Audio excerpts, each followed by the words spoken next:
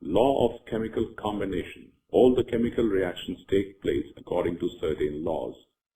These are called laws of chemical combination. The various laws of chemical combination are law of conservation of mass, law of multiple proportions, law of constant composition, law of reciprocal proportions. Gay-Lussac's law of gaseous volumes, also known as the law of combining volumes. Let's understand what these laws are. The first law is law of conservation of masses. According to this law, in all physical and chemical changes, the total mass of the reactants is equal to that of the products.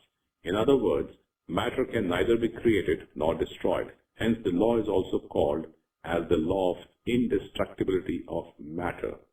Law of multiple proportions.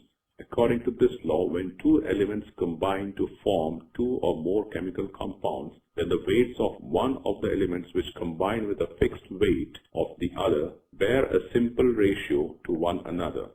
For example, carbon and oxygen combine with each other to form carbon monoxide and carbon dioxide.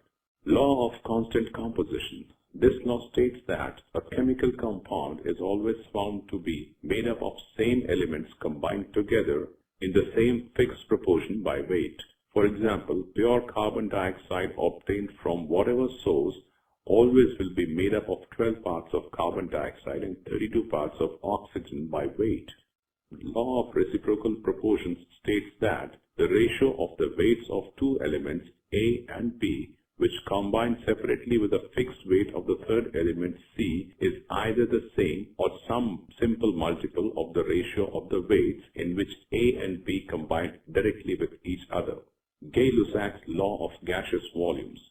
According to this law, when gases react together, they always do so in volumes which bear a simple ratio to one another and to the volumes of the products, provided all the measurements of the volumes are done under similar conditions of temperature and pressure.